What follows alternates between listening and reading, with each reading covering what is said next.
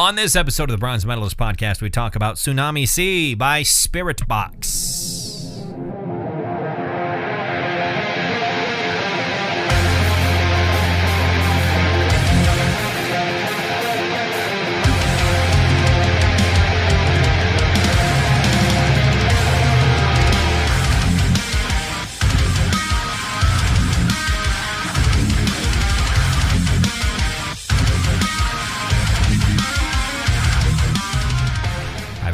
Welcome to another episode of the Bronze Metalist Podcast. I'm Kale. I'm OJ. We're two professional broadcasters. We like metal.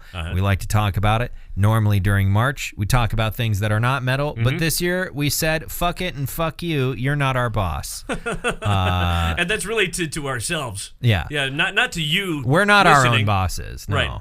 We're not the boss of us. We're not about to send you a message on Facebook going, hey, girl. Right. Because we're not our own bosses. We're not roping you into any multi-level marketing. Multi-level marky mark, I think is what I wanted to say. Did Mark you want to Wahlberg, say that? I didn't want to say it, but I was. You were going to. I was kind of stumbling into it. Mark Wahlberg wants you to start selling Amway. Yeah, yep. Sure. Yeah. Anyway. Did we finish the intro to the podcast? I don't remember. I don't remember either. I'm pretty sure. I think we did. Yeah, we said our names probably. And you say you like metal, and then normally we don't talk about metal in March, but then you said fuck you to everybody listening. Got it. Yeah, there we go. I was immediately hostile with the listeners. Yes. So yeah, today we're talking about Tsunami Sea by Spiritbox, which is the new Spiritbox album.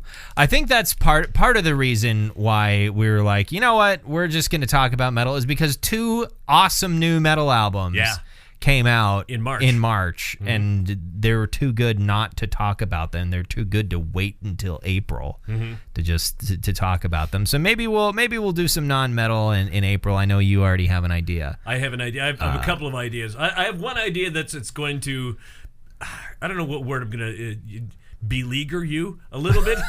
All right. Yeah. You're going to You're going to inflict it upon me? I'm going to inflict it upon. It's an album so far. I've only heard one of the songs off of it, but I've enjoyed it so far. Okay. You've heard it hasn't come all the way out. The album hasn't fully released. You've enjoyed the one song you've heard out of who knows how many. Right. All right. Well, I'm interested to hear more about it later on. Next week is a me week. Right. How are you doing? I'm oddly. Right now, I'm doing okay. That's good. I figured because you overthink shit all the time. When I say you, I mean me, but also you. That is true. Yeah. As I had to get rid of a puppy. Yeah. Moments ago. Immediately before we stopped recording last week, because we'd been talking about dogs and whatnot, and it wasn't until I had my finger on the stop recording button you mentioned that you had one of the dogs. I do have one of the offered dogs to you. And here's the thing: the dog didn't hardly bark. Yeah. He loved the food that I gave him. He loved going for walks. He loved licking me in the face. He loved cuddling. Good dog, by all means. This is the sweetest, most wonderful dog I've ever met. Yeah. And then I realized that I work 14-hour days, and I'm like, there's no way. You can't be there. Right. So I had to, for his sake, and really for my sake too. Yeah. I had to go drop him off, and doing it, I'm like, getting choked up, and then I realized, hey, you know what? I'm early to get to Kale's, so I managed to go get myself more courageous about it by having a beer across the street from your apartment. There you go. Did you get the TPK? You didn't get a salad? I didn't have time. I only had 15 minutes. That's the TPK now. It is the TPK. Beer and salads. We never had to do it. I know. Because I'm nice. I went and I played D&D over the weekend. In Bismarck. Went down to Bismarck. And I got to play a character that was an old sea captain, a pirate, and he was locked up by his first mate after a mutiny. Okay. And then I had to help our adventuring parties, take the ship back over. And then I said, cool, I'll just take you to the next port and drop you off there. And you know what? And I had the opportunity and I didn't do it because at heart I'm a nice guy. So what did you wanted to betray them? I wanted to betray them big time. Because it was a slave ship. He was a bad guy. He was a bad guy. He was doing human trafficking. And I'm boy, you were playing a scumbag. A total scumbag. And I thought, dude, that would be great. Yeah. But then like after the battle, I'm like, well, these guys are kind of. If I do that, I'm maybe dead. he's But, maybe he's a lawful evil. Like he's evil, but. Right. He's not just stabbing people in the back for no reason. But he has a code. Yeah, these people did him a good turn. He might be a awful scumbag, but as we all know, it's more of a set of guidelines. Yeah. Did the party at least or is the party all kind of morally not great? No, they're all good people. They're interesting. I think that mostly, I guess you would say lawful good, but I mean, I feel like if they knew that about your character, once you get to the port, you should have gotten shanked. Like, thank you for piloting the boat. We needed that skill, but also you suck, and now we're killing you. Yeah, and it's funny because I voiced it out loud to the DM. I said, I'm wondering, should I really let them go? And they all kind of looked at me like, what are you doing? What are you doing, buddy? What are you doing? One of my favorite role-playing moments ever. Yeah. And I've probably told you this story before. It was the very first. I guess it wasn't the first campaign because I played like a couple sessions in the one with this group previous. But the first group I was involved with over the summer of my junior year of college, I think. We were playing some Star Wars RPGs. And first we were playing Fantasy Flight's Star Wars RPG, which was then still in print, I think. And then we switched back over to Wizards of the Coast's Star Wars RPG on the D20 system. It's basically 3rd edition D&D, but Star Wars. Sure. And I was playing this character who was like a detective. And he was... he had like fallen in, or he hadn't fallen in. He had fell afoul of this organized crime syndicate on his home planet. So he was like, "Well, I gotta leave, or else the mob's gonna kill my family, or whatever." Sure. So he leaves, to protect his parents, and then our group goes back to his home planet, and he's like, "It's probably been long enough. I don't gotta worry." And we had a guest player that session, who was playing a character from my character's backstory, his partner, like his best friend. And like we meet him at this bar, we're hanging out, we're having a good time, like and when he shows up, he's like, "Wait, you haven't heard?" And my character's like, "What?" It's like, your parents were murdered. I was like, what the fuck? So now we have a mystery. Right. So I'm trying to figure out what's happening. I'm missing all the clues. Like I had a really good like investigation bonus or whatever the fuck the skill was. Yeah. I was just not rolling well, which made sense because like of course this would be my character's blind spot. Right. And it's not until the end of the session when he turns on us that we figure out it was him. And he got away. Got away. We never ended up finishing that campaign. It just sort of fell apart eventually. But like that was such a cool moment.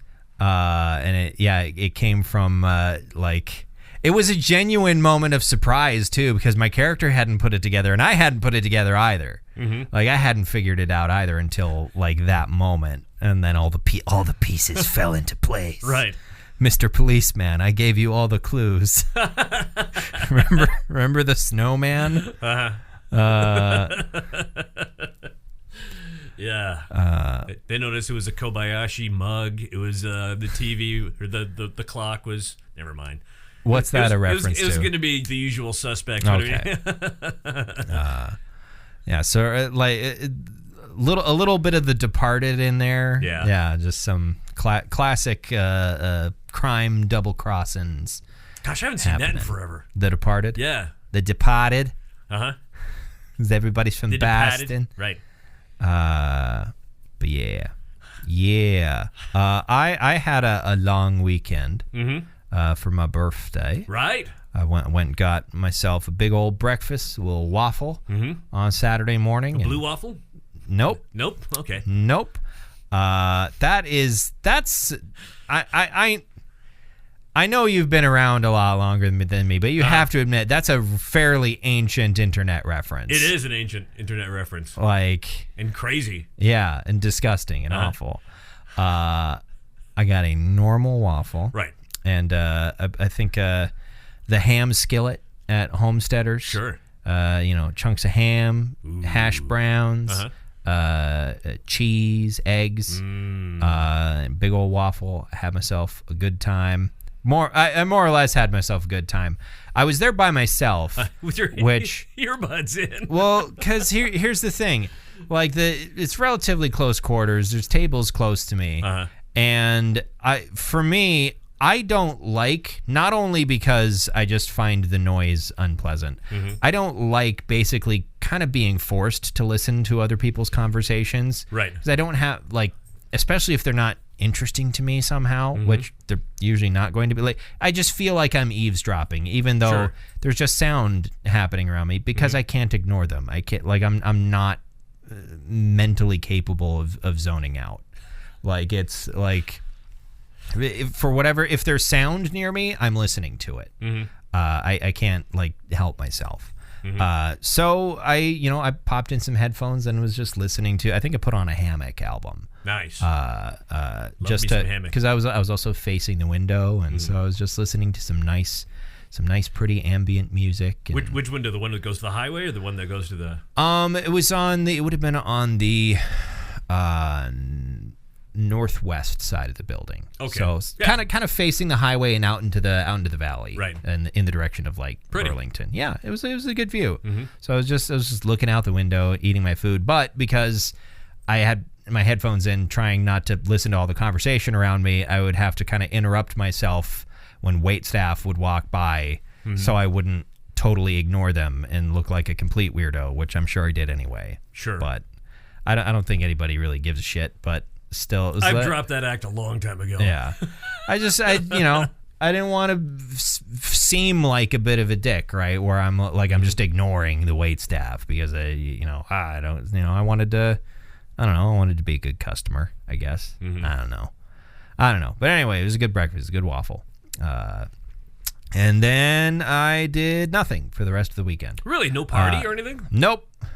No, I know I'm such a partier, but you've always got the crew over. The crew's always hanging out. I played some D&D on. Sure. Our game was going to be on Saturday, but it got delayed till Sunday. And Monday and Tuesday I did my Lord of the Rings rewatch. Cool. That I normally do. I did the first two on the first day, and then the Return first of the two King. Movies. Yeah. Wow. So yeah, that's dedication. It's a long day. Yeah. I think I started Fellowship of the Ring at 10 a.m. Sure. And I about 6 p.m. Is when Two Towers wrapped up. Sure. And then yesterday I watched Return of the King. Nice. You took 2 days off too. Yeah. Yeah. Basically, if you want to watch the extended editions of the Lord of the Rings, you kind of have to take some time off for it. And then your gripe today was about the Mouth of Sauron. Yeah, well, because I like the extended editions. I do think overall they add a lot to the experience, but there are some things that I could do without. I think the scene itself with the Mouth of Sauron and Return of the King, that's fine. Structurally, it's fine. I don't have a problem with it. What I do have a problem with is the absolutely ridiculous and disgusting digital effect they did on Bruce Spence's mouth to make it 300% larger, which is insane. Because if you know who Bruce Spence is, you know he has a huge mouth. Yeah, it's just naturally. It's one of his defining physical features, other than being tall and very skinny. He's like Australian Doug Jones. Right. But yeah, Peter Jackson just kept on going we got to make his mouth bigger. His mouth needs to be uncanny. It does look uncanny. It also looks bad. Yeah. Because his teeth also are 8,000 times bigger, and it looks wrong in a way that doesn't read well. It doesn't read as unnatural. It just looks stupid. So that I dislike. There are some other scenes in the extended editions that I could kind of do without, but nothing's particularly offensive. Something that popped into my head a couple of times as I was watching the films is the Christopher Tolkien quote where he was talking about the Jackson movies, and about how he didn't really care for them. Really, where he claimed that they turned my father's movies into they turned my father's books into these big action movies, and I'm like, I don't know of any other series of action movies where I spend about 25% of the Titanic runtime crying. Yeah. I can't name another series of action movies that make me just cry so much. So I like. What's your biggest cry moment in the trilogy? That's a great question. There are so many. They feel. I think I can narrow it down. Not the whole trilogy, but each movie. I think I can narrow it down. Fellowship of the Ring is Don't You Leave Him, Samwise Gamgee. Sure, of course. That's designed that way. Yeah. Anytime Sam's crying, I'm crying with him, basically. But yeah, Don't You Leave Him, Samwise Gamgee is probably beats out Boromir's death, but barely. Right. Barely. Boromir's death is pretty far up there. I think Boromir's death is tempered by his sheer badassery in the scene. Oh yeah, he's like, he really gives it his all. But there's also some space between him getting shot and still fighting, and then when he finally dies with Aragorn there, right, on the ground. But Two Towers, biggest cry moment has to be again Sam, his the ones that really mattered speech. That really gets to me. Yeah. That's the big one that definitely sticks out with Two Towers, for sure. And then Return of the King, the entire last hour of the movie. Sure. Probably the whole last hour of the movie. The battle. Theoden's death onwards. Right. I he's still breathing. I think the big moment in Return of the King, it probably you bow to no one probably is the biggest cry moment. Yeah.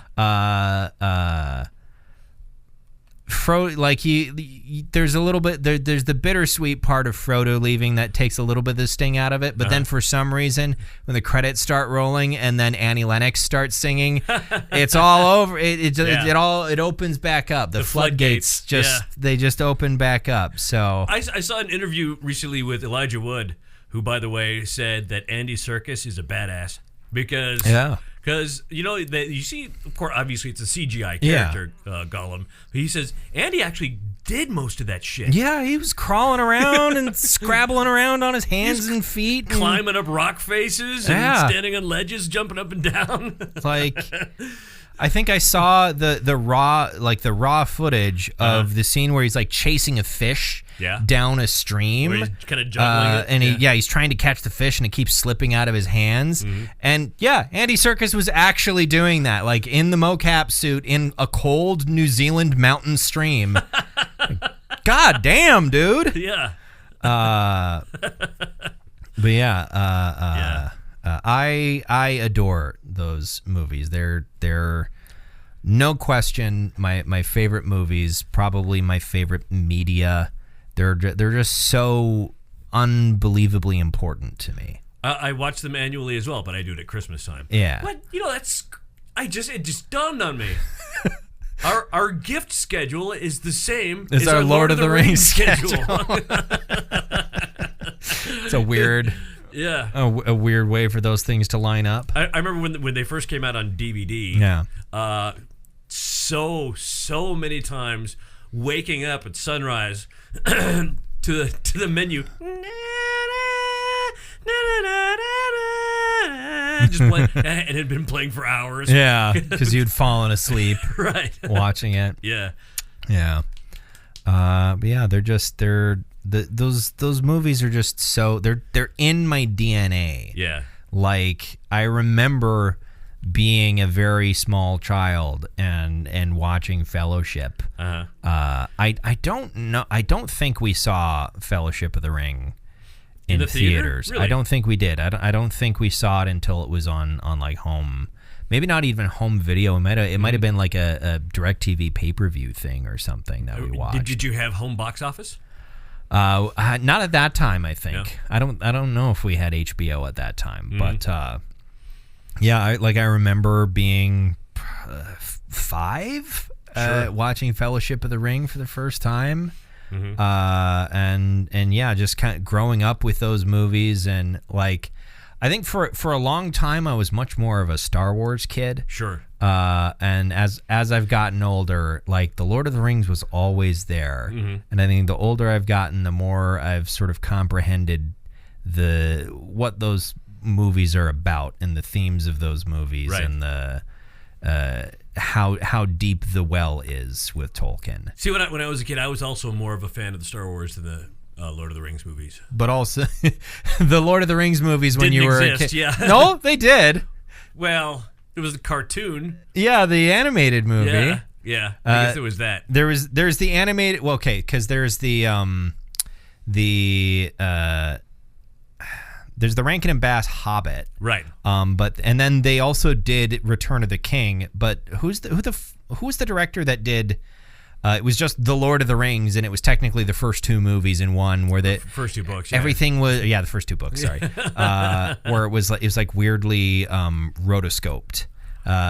Sometimes the animation looked really good, and sometimes it was awful. That wasn't also Rankin and Bass? No. It was a director who was known for making like really weird, like kind of transgressive, sort of horny movies. I can't remember who that was.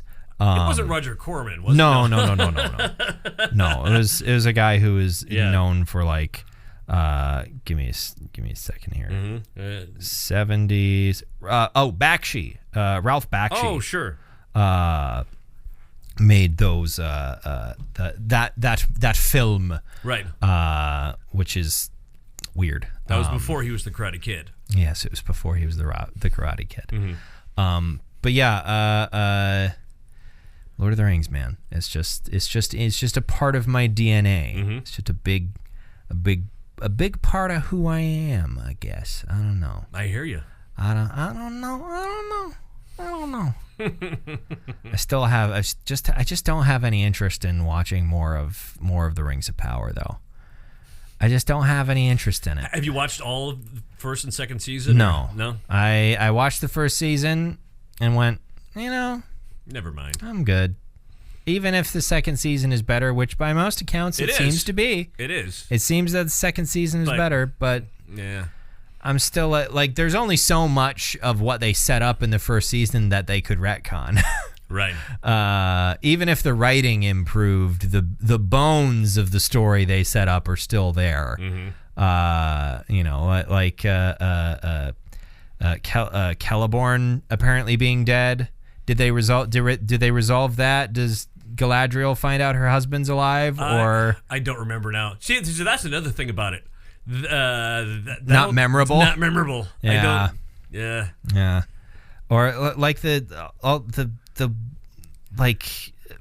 forced romantic chemistry between Galadriel and Sauron. Yeah. I just hated the fact that Sauron was just looked like a guy. Yeah. For the whole first season. I don't know. I just didn't. It's just kind of it didn't feel good. Also, a lot of the costumes to me looked bad.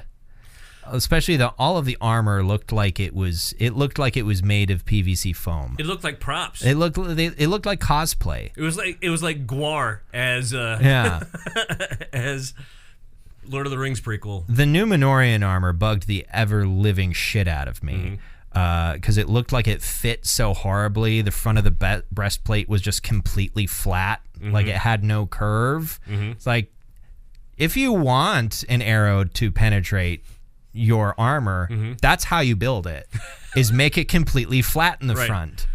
Like, if you look at medieval armor, the reason why the breastplate is usually like one solid round curve, because it will deflect arrows. Yeah, or like several compound curves together. Yeah. It's designed to have things deflect and bounce off of it. Right. But yeah, I just a lot of there's so much about that bugged me, and I've bitched about it before, so I won't repeat myself. But but that Adar. Was that? Oh, that was the elf that was he was sort of a half orc kind of guy. Was that Adar? Yeah, he was the one who was in charge of all of the orcs. Yeah, where he almost like he was like a prototype or something like that. Something like that. Yeah, and then what? Was that season 2? I don't know. This whole runs together. He's the one who actually killed Sauron.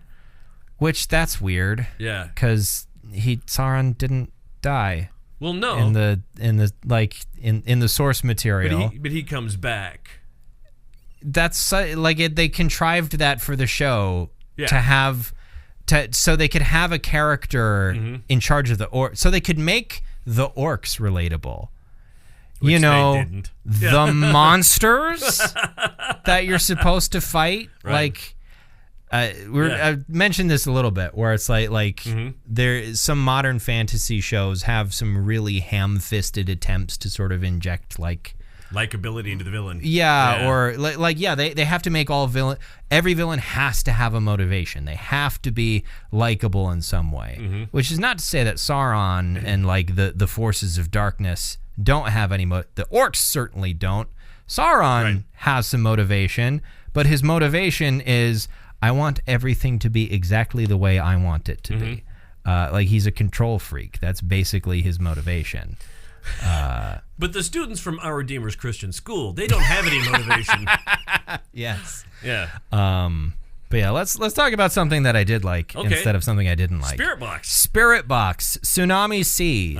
Their newest album came out a couple weeks ago at this point. It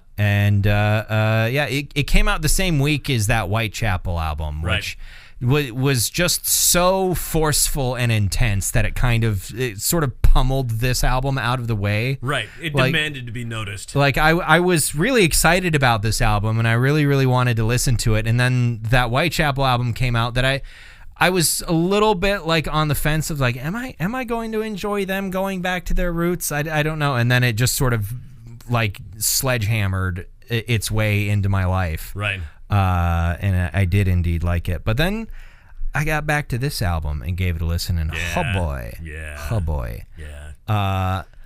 This is one of those albums that, by the way, I just wanted to mention for you that I've been, as you know, I had to unload a puppy tonight. And so on the lead up to unloading a puppy, I listened to this album. Yeah. Can you imagine what this did to my feels?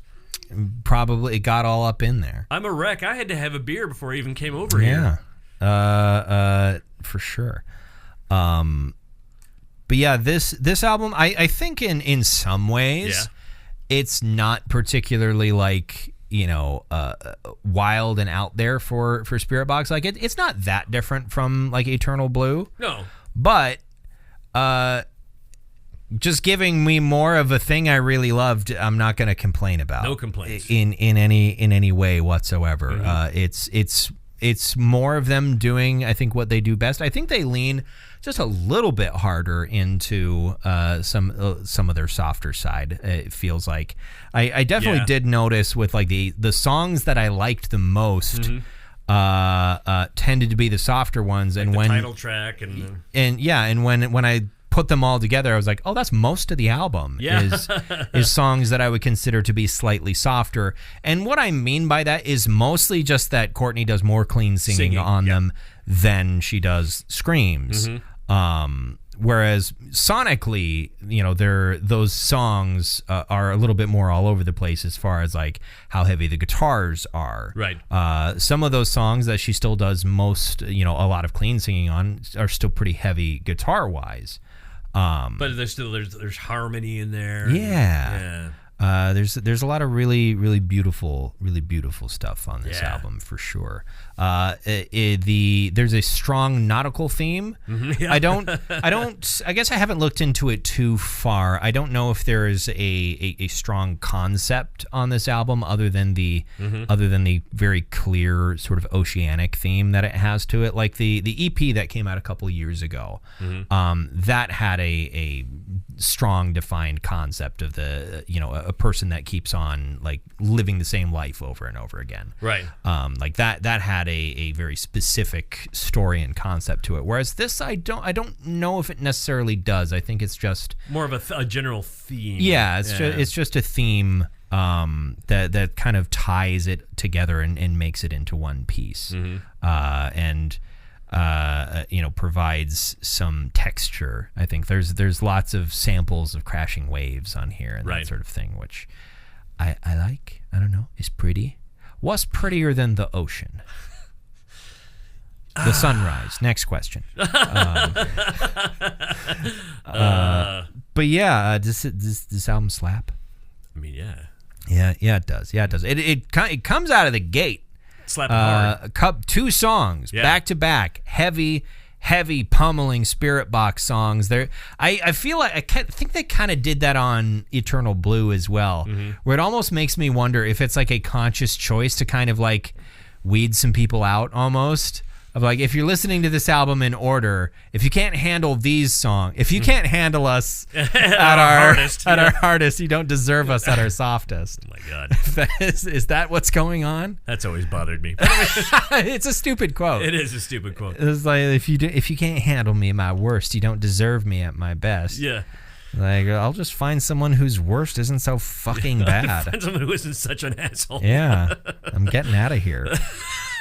But yeah, they come out of the gate with a couple of bangers. I feel like that's more of sort of a roller coaster approach because at the beginning of the roller coaster you're going foo wah, and then you sort of do some curves and turns and things. But I don't know, the whole like last 2/3 of the album feel pretty loaded with more melodic songs. More melodic, and you know what really for me really puts a fine edge on the melody that you find in here is all the gentiness. I think that that contrast makes it's beautiful. It's really bouncy. Uh-huh. A lot of the songs feel very like there's the rhythm is not so it's not so complicated that you can't kind of keep up with it. It almost has like a techno feel to it. Yeah, a little bit of techno, and new metal influence is nothing new for Spiritbox as well. They've kind of always had a bit of that. This is very Limp Bizkit. No. Who we're going to see at the North Dakota State Fair. There's no way around it. We can't not go see it. I think we have to go see Limp Bizkit. Yeah, I know my. Okay. Here's the thing. Max is like, Dad, is it going to be okay if I just go to a concert with my friends this year? I'm like, yeah, that's fine because his best friend is Limp Bizkit. Oh, wow. Yeah. A 14-year-old. 14-year-old in 2025 that likes Limp Bizkit. Because he likes classic rock. Yeah, I guess.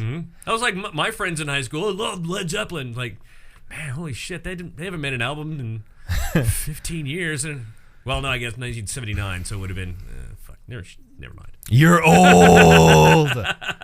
You're old. But yeah, back to the album. Yeah. Anyways, like I said, the rhythm isn't so complicated that you can't keep up with it and kind of nod along to it or headbang or whatever you want. It's not like Meshuggah where if you try to headbang along to Meshuggah, you're getting whiplash. Yeah, whiplash, probably some sort of a spine injury, concussion, diarrhea. You're going to inflict harm on yourself. You're gonna bleed from the mouth. Try some Tool songs for that matter. Yeah, they're not gent, but they're still if you're trying to keep up with the rhythm. Right. You're gonna hurt yourself. Maybe hurt your brain, not through a traumatic injury, but just trying to figure out what the fuck Danny Carey's doing. I remember a friend of mine talking about Tool, and he was also talking about the band that I was in at the time. him telling me, hey, you can't dance to it. I'm like, oh, really? You don't. You don't dance to any It's of metal. this. You're not supposed to dance to it. Yeah.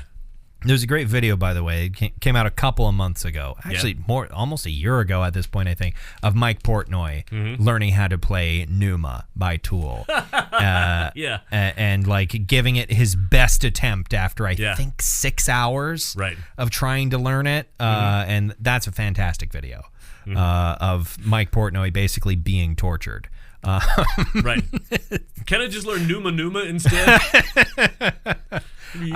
I'm still waiting for that channel to get Danny Carey in there and force him to learn Dance of Eternity. I think that would be fucking hilarious. That'd be a great rebuttal. Yeah, like tit for tat. I think that would be really good. But that channel's called Drumeo, by the way. Drumeo, yes. But anyhow, this album that we're talking about now, Tsunami Sea, has an 84 on Metacritic. Yeah, pretty good as albums go. What's your favorite song? Because I couldn't really choose. OJ in I suppose 2.5 years ago would have told you Perfect Soul. But OJ today is telling you Deep End. Yeah, Deep End is really good, isn't it? Yeah. It's so different too. Yeah. It feels really it's in like a major key. Yeah. Like it's like hopeful and like it just feels good. It feels good for the soul. Yeah. It's good for your soul. It feels good, but it's also a sad song. It is. Yeah. It's a little bittersweet, I think. I've always loved that, like a positive sounding song that's for sure. actually sad. I wrote a whole bunch of stuff down. Deep End is in there. I put basically half the album down because I couldn't choose. I put A Haven with Two Faces on there. Great. I think that's probably Courtney's best vocals on the whole album. Yeah. She's at her most Sam Carter there from Architects. Sure. There's a part where she starts clean and just gets louder and louder and it turns into a scream.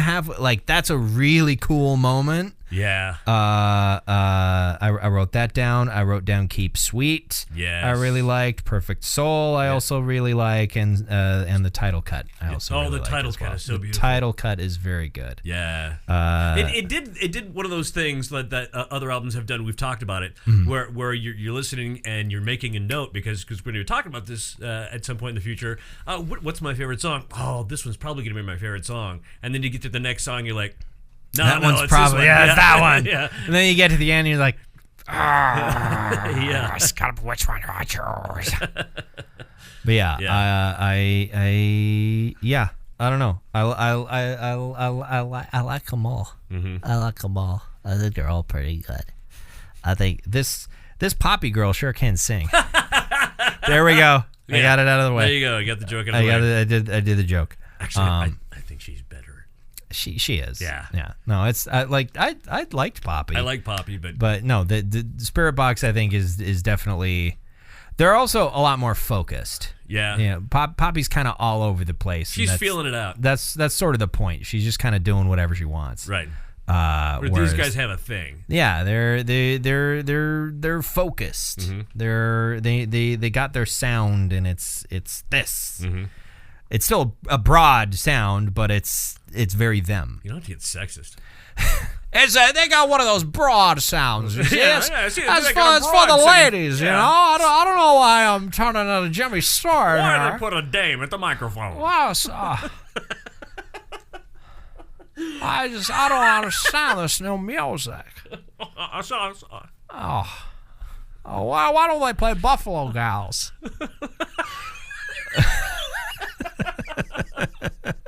Merry Christmas, Buffalo Gals. Yeah. It's a Wonderful Life, but George is just fucking sloshed the entire time. Right. Oh, listen here, Mr. Potter. I don't know where the money is. Fuck it. Anyway, what medal do you bestow upon this album? I'm gonna put a gold on this as well. It's gold. Yeah, this is gold. Yeah. It's gold. It's golden. It's gold in this here album. Oh. So next week is a me week. It's a you week, and you don't know. I don't know what I want to listen to yet. I'll find something here. It's the mystery selection. It's a mystery. 24 hours, 48 hours. 48 hours. We're doing a special 24 hours mystery. It's 48 hours, but it's the discount version. It's half as long. Yeah. It's only it's only half an hour. I actually don't know how long 48 hours mystery specials are. I don't remember. I don't remember if they're an hour or are they 2 hours. I don't know. But yeah, I'll figure something out. There's at some point, relatively soonish. Actually, it might not be until May. There's another Wonder Years acoustic compilation coming out. Mm-hmm. But that might not be till May. All right. I don't remember. That may not be till May. It may not be till May. That's gonna be May. Yeah, right. In a little over a month. Right. But and until you hear from us again, thank you for listening. Thank you so much to this episode. Why don't you go ahead and subscribe to our feed on whatever podcast service you use to listen. And until you hear from us again, thank you very much for listening to this episode of the Bronze Medalist Podcast. I'm Kale. I'm OJ. Congratulations.